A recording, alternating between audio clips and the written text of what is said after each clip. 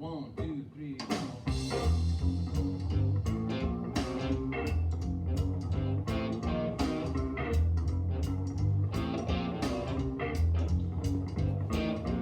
Looking out my window, I see my world has changed. The sun won't rise this morning, 'cause my baby's gone away.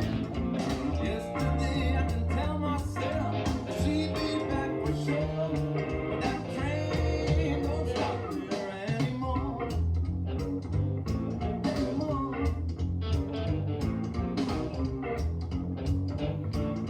She used to go out with the girl every now and then. She always came home early, jumped in bed by 10.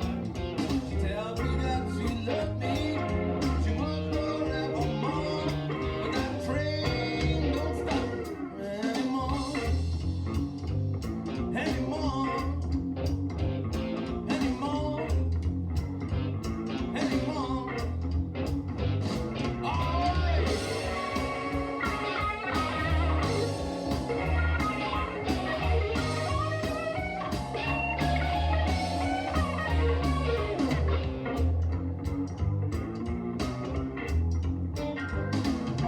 Nothing changes. Good morning, vinyl community. This is Glen Kellaway, otherwise known as your low-end music freak on my Instagram page. This is part 4 in my series, The Greatest 100 Albums of All Time, the definitive list. We are starting at number 70, working our way to number 61, slowly getting to the top 50, which are pretty much all Holy Grail albums as far as I'm concerned. Even this list of 10 will blow your minds. So the reason I started off with that song, This Train Don't Stop Here Anymore, by one of the great bands of all time. There's no band that's more talented, more eclectic than Los Lobos and this amazing album, Kiko. This album was released in 1992. Roots rock at its finest. Great songs on this album. Every song is great. This is their most popular album, sales-wise. This is the 25th anniversary edition. It is an original master recording, Mo-Fi, SACD. There is a vinyl edition of this original master. I can't recommend this album enough, and especially if you can get the Mo-Fi editions, they sound incredible. Great album that deserves a lot more attention is coming in at number 70. Okay, here's a band that I think most people know as kind of a ballad rock band, syrupy, that crappy poppy ballady rock crap that gets played on the radio. REO Speedwagon. Well, let me tell you something. In 1972, REO Speedwagon was not that band. They were a hard rockin' band. I happened to see them open, unknown, open for Joe Walsh at Massey Hall around 1971-72, and they blew everyone away. They were incredible. Gary Richrath was the lead guitarist. He's since passed away and left the band when they started all that change to the pop stuff. Hey, hats off to you guys. You made a ton of money. This album just rocks. The first album just self-titled REO Speedwagon, and then this is the second one. And I don't know how they came up with a title for their second album, like REO 2, but genius. Anyway, great album. Rocks hard. When I saw them, Gary Richrath, like, there was a song he started playing a lead on. The rest of the band left the stage, and he stood on stage by himself for 10 minutes playing a lead. It was incredible. He's a great guitar player. I strongly suggest, if you like rock music and hard rockin' music, check out the early REO Speedwagon albums, especially this one. REO 2, number 69 on the definitive list of 100 greatest albums. Okay, what's next? What's next? Oh, my friend Chris, blues vinyl guy, is going to be all over me. He's going to love me. He's probably going to send me presents and talk about me for days on end. The incredible Johnny Winter Progressive Blues Experiment. Oh man, this album came out in 1968, if I remember correctly. Yes. It's Johnny with his great blues trio, Tommy Shannon, Red Turner. Tommy Shannon ended up playing with Stevie Ray Vaughan and his band. Um, just an amazing blues album. I remember Underground Radio, the first time I heard Johnny Winter, Underground Radio FM, Shum FM in Toronto, they played It's My Own Fault off of this album. It's about 10 minutes, B.B. King blues song, just great blues guitar. This is Johnny Winter at his best before he kind of started doing all the rock and roll stuff, and this is this heavy blues album. Great, if you're into blues, this is an essential album. Johnny Winter, I happened to see him at Massey Hall with this band, plus when Edgar joined, and it was, oh man, what a show, what a show. Anyway, Johnny Winter, Progressive Blues Experiment. If you're a blues guy, you have to have this album. Number 68. Number 67 is kind of an album that me and my friends love, and they're going to be disappointed in me that I ranked it so low, because I'm sure if I did a survey of my 4 or 5 best friends there, that we all hung around together and listened to music, and they would be ranking this in the top 10. Joe Walsh, Barnstorm. This is an amazing album. Joe Walsh, Barnstorm was released in 1972. It was recorded at the Caribou Ranch, same place that Chicago made famous, recording some of their stuff. This is a very acoustic album, except for Turn to Stone. This album is very acoustic and has a real ambiance to it. Kind of all the songs kind of flow together. Joe uses like a synthesizer or something, and kind of in between the songs, the acoustic songs, and they kind of just start up, and it's just really beautiful album, actually. If you haven't heard this, Joe Walsh, Barnstorm, highly recommend. Could have been in my top 10. I'm sure my friends are going to kick my ass. Okay, one of the great British invasion bands, arguably number 3 behind the Beatles and the Stones for me, the Kinks. And this is my favorite Kinks album.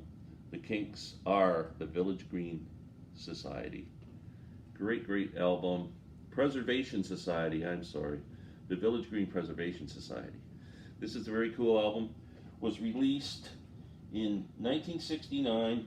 Not well received. Didn't sell a whole bunch. Didn't get much attention. Ray Davies has a famous quote here. It says, this is the most successful ever flop. But over time, it's proven to be a great, great record, and now is considered one of their top albums. All the songs are kind of a vignette of life in England. It's a very cool album, well done, great playing, great singing, great lyrics. The Kinks are the Village Preservation Society. Coming in at number 66 on the definitive top 100 albums of all time. What's next? What's next? The Beatles are starting to pop up on the charts. Yep, this is the first sighting of the 4 of them together. They've been together since 1970, so you saw it here first. Please Please Me, their debut album, released in March 1963 in the UK. 30 weeks at number 1. 30 consecutive weeks. Can you imagine any record being number 1 for 30 consecutive weeks on the charts? That's pretty incredible. And it had the hits on it.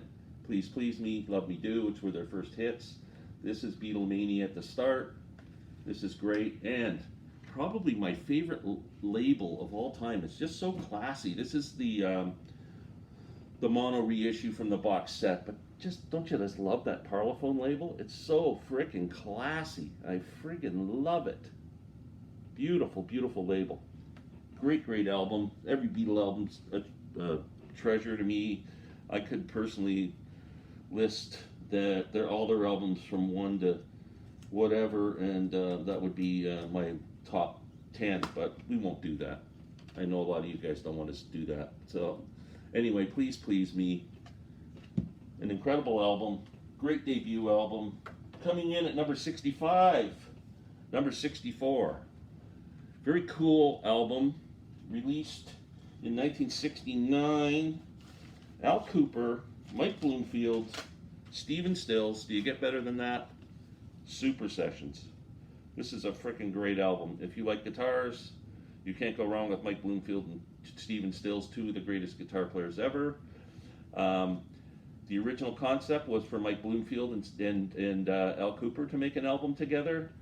They recorded a few songs. Mike Bloomfield was kind of an odd guy. He walked out of the sessions, was fed up and bored, and Al Cooper's sitting there wondering what the hell to do. He calls Stephen Stills in, and they put side 2 together. So side 1 is Mike Bloomfield and Al Cooper. Side 2 is Stephen Stills and Al Cooper. Stephen Stills did a great job stepping in. The definitive version of Season of the Witch, as far as I'm concerned. Donovan, I love that song. It's one of Donovan's greatest songs, and I love Donovan's version. Julie Driscoll and Brian Auger have a great version of it too. But this is I think, the definitive version. Love this album, Super Session. If you're a fan of guitars, you got to have this.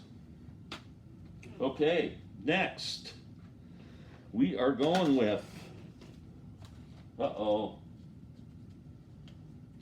dirigible has made the scene. We're talking Zeppelin. Here comes Led Zeppelin 3. I'm having trouble connecting to the internet. Hold on a second, my friend's having trouble connecting to the internet. I don't know if you guys can hear that when it happens, but it drives me nuts. And if I knew anybody who was tech savvy, I would ask them to turn that off for me. But I'm totally mentally challenged when it comes to that, and I don't know what the hell to do. It just comes on about twice a day, and I want to kick the thing. But hey, I digress. Back to the thing. So this is number 63. Man, she really throws me off. Okay, Led Zeppelin 3, released in 1970. So after the first 2 albums, which were heavy blues-based rock and guitar, they come out with this album that, except for the first song, Immigrant Song, and the great blues song, Since I've Been Loving You, this is Zeppelin's folk album as far as I'm concerned. Gallows Pole. One thing about Gallows Pole, it's if you follow my channel, you know I play banjo. One of the influences of my playing banjo was that there's a banjo in that song. If you hear it in the background, it comes in around the second verse. It's really cool in there. It sounds really good. But anyway, Zeppelin 3, freaking great album. I love old Zeppelin albums, but so this one's ranked in there at number 63, number 62. My second favorite album from this artist, Neil Young, Tonight's the Night. What a freaking album this is. So it was recorded in 1973, released 2 years later in 1975. It is a very moody album. It's definitely Neil grief-stricken, outpouring of emotions on this album like crazy. He'd lost 2 friends, one of his roadies, Bruce Berry, and one of his bandmates, Danny Whitten, to drug overdoses. This is Neil just pouring his guts out, and it's a fantastic album. Hats off to Nils Lofgren for playing on this album. What was just released a couple of years ago was Neil does those archive series. He released them playing this album live at the Roxy before it actually was released with Nils Lofgren and everything. So if you like this album and you haven't heard that live album from the Roxy, that's a must-have. You got to have that. But anyway, Tonight's the Night, number 62. The last album for the day.